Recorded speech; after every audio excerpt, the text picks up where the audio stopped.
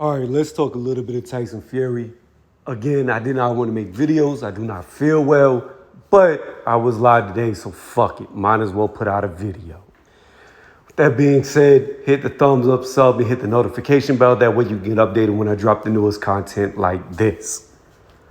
Okay, so the Fury vs. Wilder 3 has been rescheduled from July 24th, which is upcoming, to October 9th now. Going past this date, reporting on that, I'm going to show a picture and then I'm going to show another picture and then I'm going to respond to how I feel. So I'm showing this picture here and I'm going to come back to it in a minute.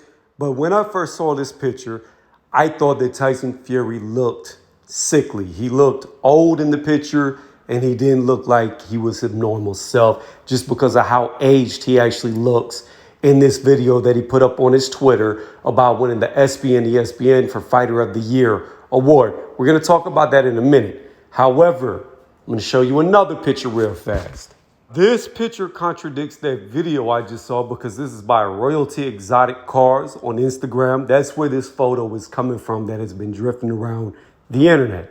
I only saw this picture today because of the interaction that I had with Tyson. Before I get into that, let's talk about these pictures real fast. Now, before I get too deep into it about these pictures, I want to say this.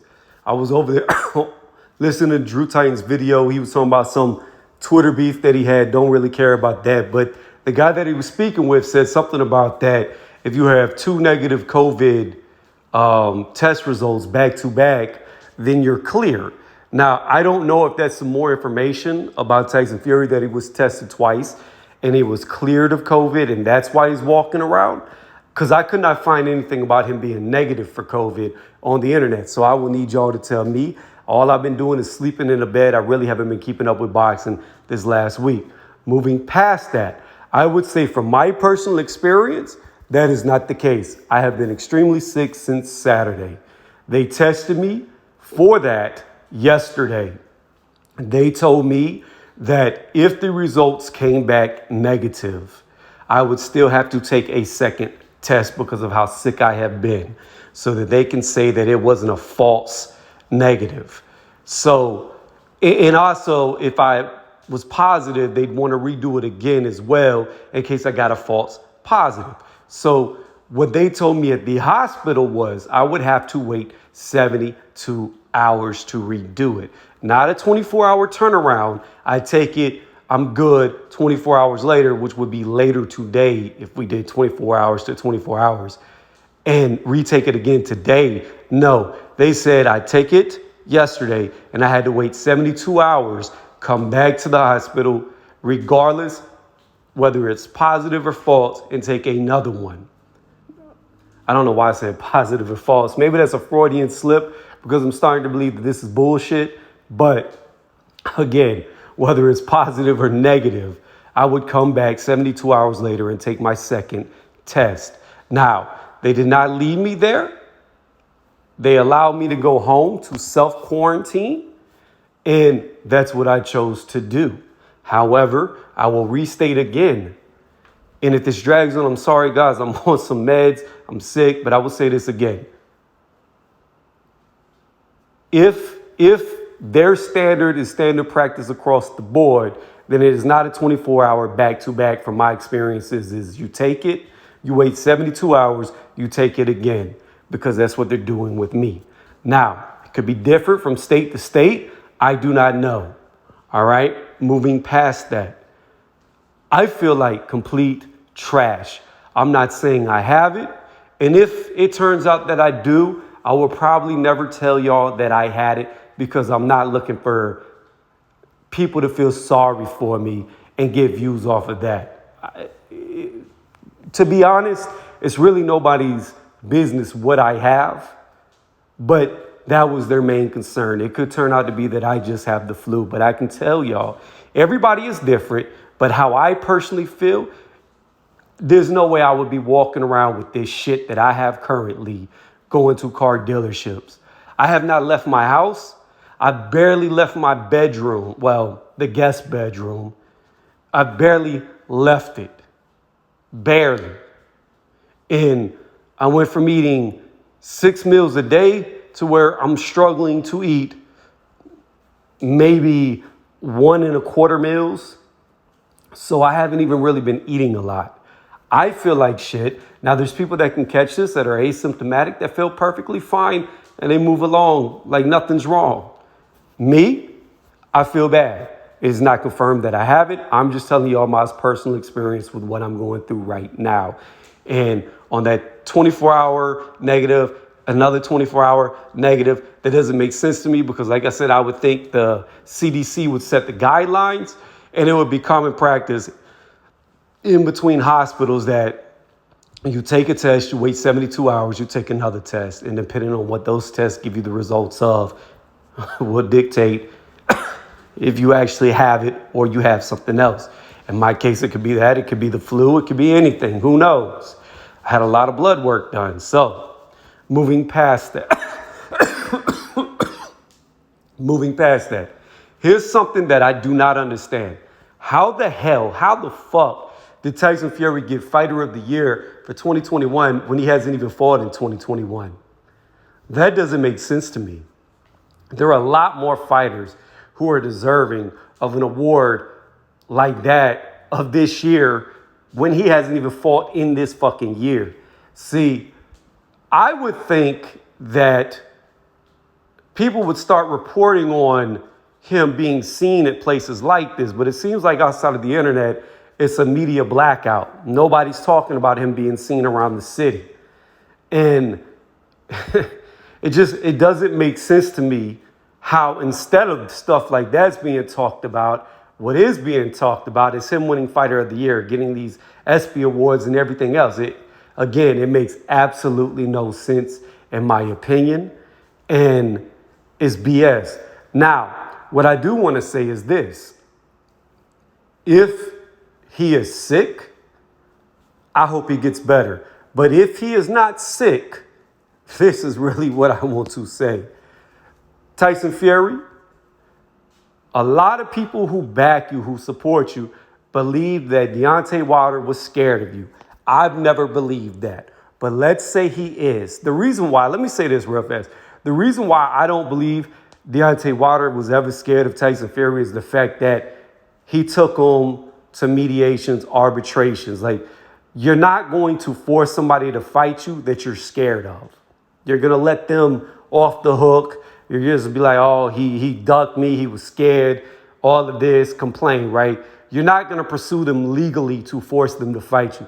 That's why I don't believe he was scared. But for the people who do believe, if Tyson Fury believes that Deontay Wilder was scared, and let's say he was scared, hypothetically, like I said, I don't believe it, but for hearsay right now, let's say Deontay Wilder was scared. I have said this on my live, on other lives, to multiple people. If Deontay Wilder had any type of fear of fighting you, Tyson Fury, you did the worst thing in the world that you could do. You postponed the fight if you're not sick, if you didn't really contract it. And by doing that, you just gave somebody who could have lacked confidence all the confidence in the world that you are, in fact, the one who's scared to get in there. Now, I know that sounds crazy because we all saw how the second fight happened, how it went down, how one-sided it was. You could say, well, Tony, how could you be scared of somebody that you beat that badly? And I would tell you that if it was me and I beat somebody that badly, I would, if I was contractually binded to them, I would jump back in there immediately. I wouldn't want to wait 1 month, 2 months. I wouldn't want to wait 24 hours. If I whooped you as badly as Fury did Wilder in the second fight, I'd want to jump in there with you immediately. But for some reason, getting past this current situation, for some reason, Tyson Fury doesn't want the rematch, an immediate rematch at least. Just like when he fought Wilder the first time, he did not want the immediate rematch, even though he had it. Instead, he went on to fight 2 other fighters in between. And now he's taken about the same amount of time in between the fight to refight him. So I would not say that per se Tyson Fury is scared of him, but there is definitely some type of apprehension of getting back in the ring because they could have fought last year. They could have. This shit could have all been done with last year, and then we wouldn't be here where the fight's getting delayed. But, you know, it was claimed that Deontay Wilder was the reason why the fight kept getting delayed. You have other people saying that Bob Arum said that they were postponing the fight because of poor sales, whatever, right? The bottom line is, if I had to make a judgment call on it, I have said this before in other videos, I believe Tyson Fury is the reason why the rematch, the trilogy, never happened. I believe it was his side delaying it, trying to get out of the fight for whatever reason. Is it fear? I don't know. Is it financial to fight AJ? I don't know.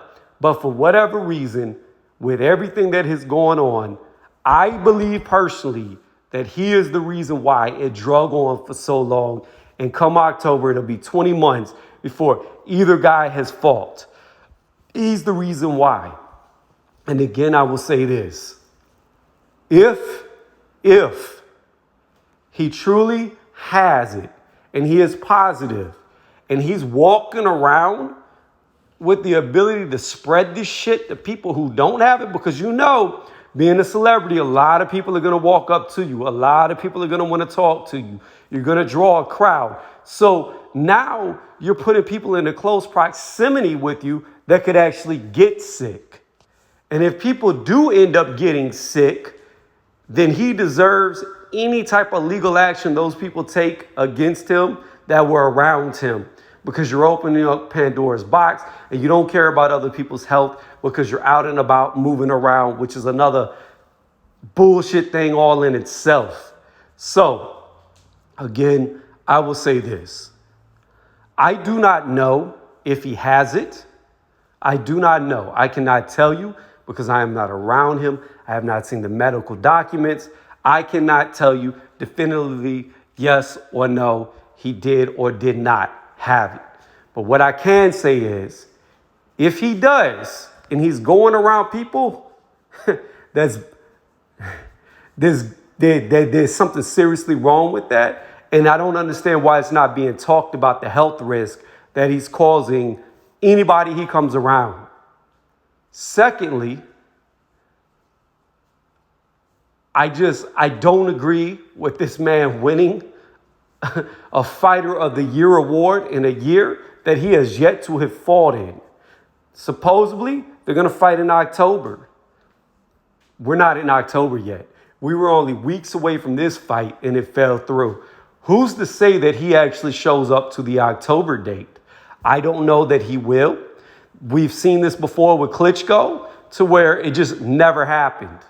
And again, let's just say hypothetically again, not saying that he won't show up, not saying the fight won't happen in October. I'm not saying that at all. But I'm saying if the fight does not happen, now you have a guy who won a Fighter of the Year award who hadn't even fought in 2021. That is insane. That he could potentially win an award and not even fight one time this year if he pulls out of this fight again. But yet he's got that award. Why the fuck would anybody give him an award for this year over something he hasn't even done yet?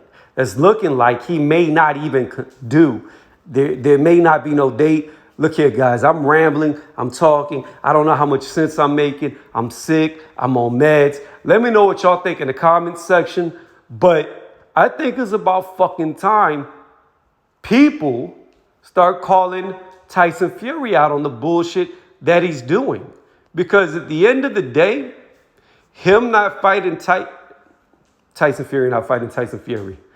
At the end of the day, Tyson Fury not fighting Deontay Wilder is actually exactly what I thought he was going to do to Anthony Joshua. I thought he was going to fight Anthony Joshua, win the first match, and then pretty much retire and not give the rematch like he did to Klitschko. That is what I believed was going to happen. And it's just funny that instead of it happening to AJ, it's happening to Deontay Wilder in this trilogy. Again, I'm not saying whether Deontay Wilder wins or loses. I'm not saying whether Tyson Fury wins or loses because it's irrelevant to the fight actually happening. And that's what we're talking about. Why is this fight not happening? Why did this guy win an award for not even fighting? What is really going on? If he has COVID, why the fuck is he walking around the streets with people approaching him and taking pictures of him? There's a lot of questions that need to be answered. Anyways, let me know what y'all think in the comment section. Like always, I appreciate y'all listening. Y'all have a good day.